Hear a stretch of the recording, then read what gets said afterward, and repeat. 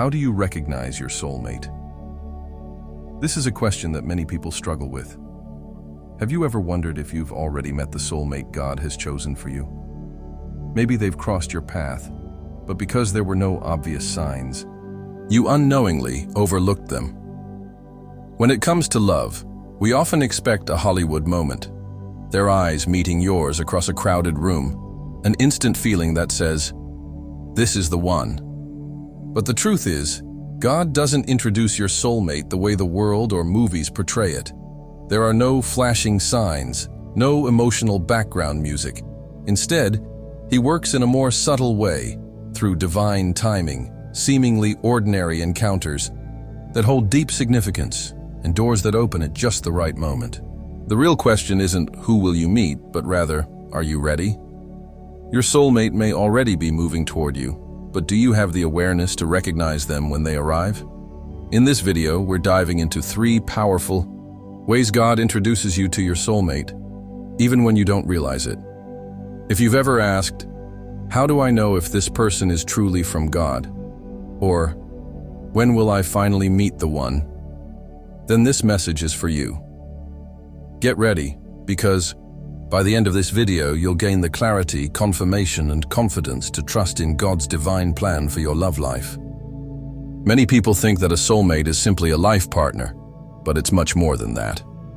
We can broadly categorize soulmates into 3 types: life partner, romantic soulmate. This type of relationship involves a deep, intense love where both individuals feel they cannot imagine life without each other. It's a connection that is both spiritual and physical, so strong that neither doubts they were meant to be together. Family, close relatives, best friends. These are relationships built on love, companionship, friendship, and mutual respect. They provide emotional support and a deep sense of belonging. People you meet by chance, but have a profound impact on your life. These soulmates come into your life unexpectedly, but play a significant role in shaping your journey. Their presence brings purpose, guidance, or transformation, even if only for a short time. All soulmates are divinely assigned to help you, and themselves, achieve a shared purpose of spiritual growth. So how do you know how God introduces you to your soulmate? So, let's explore these 3 ways. Number 1, God prepares you before meeting your soulmate. Before God introduces you to your soulmate, before He orchestrates that divine connection, and before He aligns 2 paths to become one, He must first prepare you.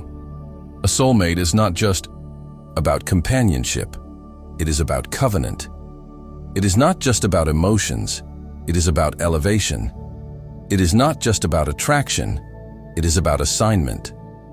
Before God entrusts you with such a weighty, life-changing, destiny-defining relationship, He will take you through a season of preparation.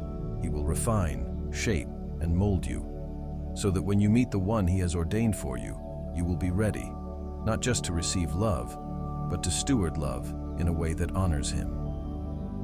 The preparation process is much like a master gardener tending to his field. No wise gardener simply scatters seeds on the ground and hopes for a harvest. Before a single seed is planted, the soil must first be tilled, the ground must be broken, the weeds must be removed, and the rocks must be taken away, so that when the seed is placed into the soil, it has the proper environment to grow and flourish. In the same way, before God plants the seed of love in your life, He first prepares the soil of your heart. He must break up hardened places, remove the weeds of past pain, and clear away the stones of emotional baggage, because love cannot take root in unprepared soil.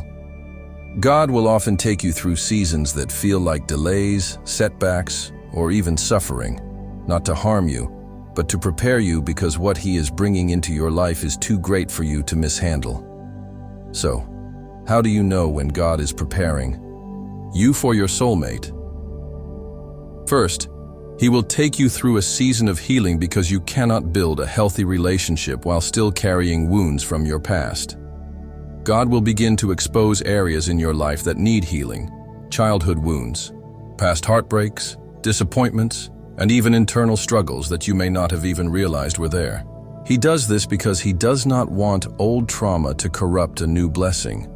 Many people enter relationships hoping that another person will heal them, but only God can do that.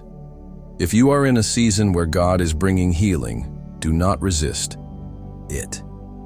Let Him do the work in you before He brings the person to you. Before God brings you your soulmate, He will deepen your relationship with Him. Before Adam ever met Eve, he had an assignment. He walked with God in the garden. He had a purpose, he had identity. God said it is not good for man to be alone, but notice this. Adam was not lonely. He was alone, but he was fulfilled by God. Because of that, when God introduced Eve to him, He did not need her to complete him. She was a complement to what God had already established. This is where many people miss it. They enter relationships seeking completion instead of allowing God to complete them first. A soulmate is not someone who fills an emptiness in you. They are someone who aligns with the fullness God has already placed in you. God will take you through a season of waiting, and this is where many people struggle because waiting feels like a delay. But in reality, it is divine alignment. God does not withhold good things from you. He withholds things that you are not yet ready for. If you are in a season where you feel like God is making you wait, do not rush ahead of Him. Do not force something into your own strength, because premature relationships can become painful relationships. When you take matters into your own hands, you risk settling for something that is good instead of waiting for what is God ordained. Let me tell you, what God has for you will be worth the wait. So, what happens when people rush ahead of God's process? They enter relationships before they are spiritually and emotionally ready, and they end up carrying old wounds into a new connection. They compromise their standards out of impatience and find themselves entangled in something that God never intended for them. They mistake infatuation for destiny and end up hurt, confused, and broken. Worst of all, they step into something without God's blessing, and what was meant to be a gift ends up feeling like a burden. But when you trust God's timing, when you allow Him to prepare you, when you let Him do the work in you, you will be positioned to not just receive love, but to steward it well. God's preparation is never wasted. The waiting season is not a wasted season. If you find yourself wondering why God is making you wait, why He is refining you, why He is keeping you in a process longer than expected, know this. What He is preparing you for is greater than what you can see right now. When He finally introduces you to the person He has ordained for you, you will realize that every lesson, every trial, and every moment of waiting was worth it.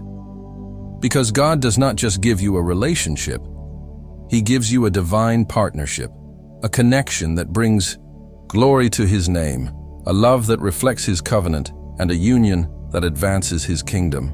Number 2, you cross paths in unexpected ways. My friends, God is the master architect, the divine orchestrator, the one who sets the times and the seasons, who knows the end from the beginning, and who aligns moments in ways we cannot predict. When God introduces you to your soulmate, He often does it in a way that disrupts the natural order of your expectations. He does not operate according to human reasoning, but rather through divine alignment. While the world calls it coincidence, we as believers recognize it as providence. Your steps are ordered, your encounters are predestined, and your delays are often divine detours leading you to the one God has prepared for you. Look at Ruth. Her life had been shattered by loss. She had buried her husband, left her homeland, and followed her mother-in-law Naomi to a place she had never known. From the outside looking in, her future appeared uncertain. But what Ruth didn't realize was that her obedience was leading her straight into a divine appointment. She wasn't just walking into a field. She was walking into her destiny. The Bible tells us in Ruth 2:3 that as it turned out, she found herself working in the field belonging to Boaz. But it didn't just turn out that way. God had been directing her steps all along. Many of us expect to meet our soulmate in the way the world tells us, through calculated planning, dating apps, or our personal efforts. But God is not bound by human strategies. He often introduces you to the person he has for you in a place you never expected, through an encounter you couldn't have arranged yourself.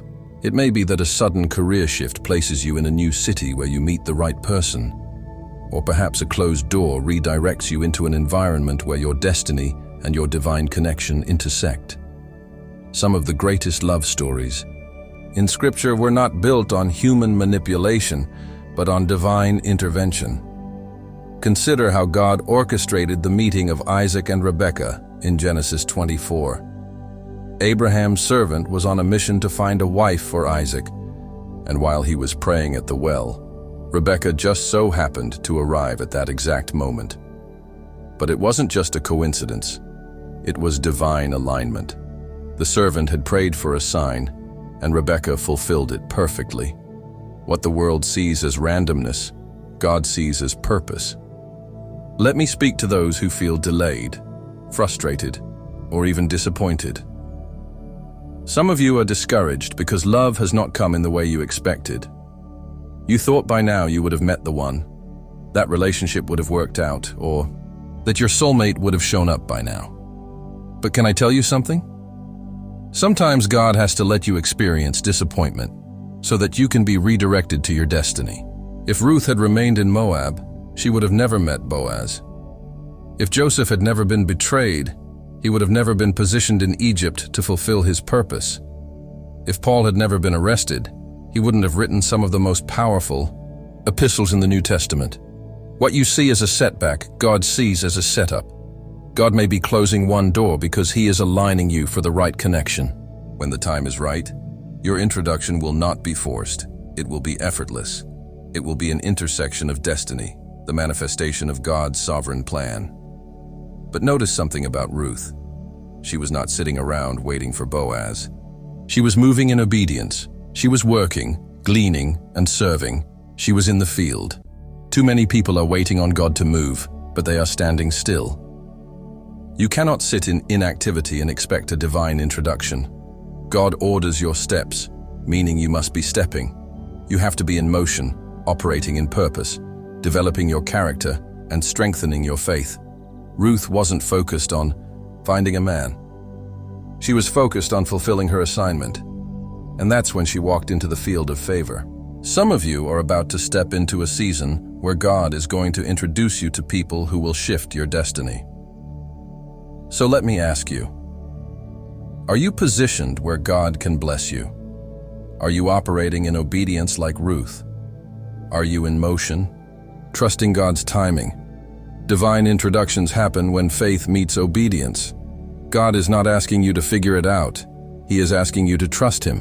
When the moment comes, it will not be something you forced. It will be something God has arranged. You will not have to manipulate it, chase it, or strive for it. It will be like Ruth stepping into Boaz's field, like Rebekah meeting Isaac at the well, like Esther being positioned before the king. A divine setup that only God could orchestrate. Number 3, your soulmate strengthens your faith. A God-ordained relationship is not just about butterflies in your stomach. It is about purpose, alignment, and spiritual elevation. Your soulmate is not sent to distract you, but to develop you. Not to weaken you, but to strengthen you. One of the clear signs that someone is from God is that they pull you closer to him, not away. In Genesis 24, we see this beautifully illustrated in the story of Isaac and Rebekah. Abraham's servant did not look for a woman based on appearance alone. He prayed for a sign, a divine confirmation that this woman would be the right partner for Isaac. When Rebekah appeared, she was not just outwardly beautiful. She was inwardly adorned with kindness, humility, and faith. She was the answer to a prayer, not just a random encounter. Too many people are looking for relationships that satisfy their emotions but starve their spirits. A true soulmate, a God-ordained spouse, is not just someone you can laugh with, it's someone you can pray with. They are not just a companion in romance. They are a partner in purpose. They challenge you to grow spiritually, to walk in righteousness, and to step into destiny. Many relationships fail not because of a lack of love, but because of a lack of purpose. Attraction can bring two people together, but it is divine purpose that keeps them aligned. Look at Adam and Eve. When God created Eve, He did not just create a wife, He created a helper. She was designed to complement Adam's assignment, not distract him from it. That is why one of the greatest indicators of a God-sent relationship is not just how you feel in their presence, but how much closer you are to God because of their presence. Do they push you into deeper prayer? Do they encourage you in your calling? Do they inspire you to live righteously? If a relationship makes you compromise your faith, if it pulls you away from your convictions, if it requires you to sin to sustain it, it is not from God.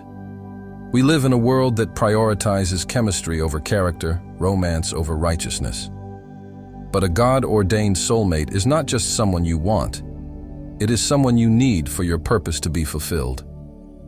They are not there to just complete you emotionally, but to complement you spiritually. Look at Mary and Joseph. When Mary received the divine news that she would give birth to the Savior, Joseph did not run. He covered her. A God-sent partner will not abandon you in your assignment. They will align with it, even when they do not fully understand. Joseph remained faithful, proving that a true partner walks by faith, not just by feelings. Some of you are asking, how do I know if this person is my soulmate? Let me give you some divine wisdom. If the relationship is pulling you away from God, it is not from God. If you have to compromise your faith to keep them, if you have to silence your convictions to satisfy them, if you feel more distant from God than before, you are not in a divine relationship. You are in a distraction. God is not the author of confusion, 1 Corinthians 14:33. If you are constantly second-guessing the relationship, if you are losing your peace, if you are battling with constant uncertainty, it may not be from Him. A true God-ordained connection brings peace, not chaos. It may not be perfect, but it will be purposeful. It may not be easy, but it will be edifying. Look at Priscilla and Aquila in the New Testament, Acts 18. They were not just husband and wife, they were partners in ministry. They served God together, taught the Word together, and moved in their calling together. That is what a true kingdom couple looks like. They do not just build a home, they build the kingdom. This is why Satan fights God-ordained relationships so fiercely. The enemy does not attack what is insignificant. He attacks what carries destiny. If he can keep you distracted with counterfeits, if he can get you entangled in the wrong relationship, if he can break your heart enough times to make you lose hope, then he can delay your destiny. Some of you have been caught in toxic relationships, entangled with people who were never meant to be part of your future. Just because someone enters your life does not mean they were sent by God. The enemy also sends people. People who look right but are not right. People who speak the right words but carry the wrong spirit. That is why you must test the fruit. Matthew 7:16. Does this relationship produce peace or confusion? Does it draw you closer to God or further from Him? Does it align with your purpose or derail it? Let me speak to those who have been waiting, to those who are believing God for their soulmate but feel discouraged. Do not settle for a temporary relationship when God is preparing you for a covenant connection. Do not let loneliness push you into the arms of someone who cannot carry your destiny. Sometimes God is not delaying your soulmate. He is developing you for them. Ruth had to go through a season of preparation before she met Boaz. Esther had to go through a season of refinement before she was positioned for the king. You are not waiting in vain. You are being positioned for the right one. The right relationship at the wrong time is still the wrong relationship. But when God's time arrives, there will be no striving, no chasing, no forcing. It will be a divine alignment, a seamless connection, a testimony of His faithfulness. So my question to you today is, are you positioned for the right one? Are you focused on becoming the person God has called you to be? Are you walking in obedience like Ruth? Are you developing your character like Esther? A soulmate is not something you find. It is someone God reveals at an appointed time. When it happens, it will not just be about love, it will be about purpose. It will not just be about emotions, it will be about elevation. It will not just be a relationship, it will be a partnership ordained by heaven. The journey to finding love is not just a personal quest, but also a sacred process. We must prepare our hearts, open ourselves to unexpected opportunities, and seek a relationship that strengthens our faith. Do you think these elements are enough to lead us to our soulmate? Share your thoughts in the comments below. Thank you for watching. If you learned something from this video, please subscribe to the Top Hidden Knowledge channel for more content on wisdom, spirituality, and personal growth. Or if you have time, check out other videos on this channel. Until next time.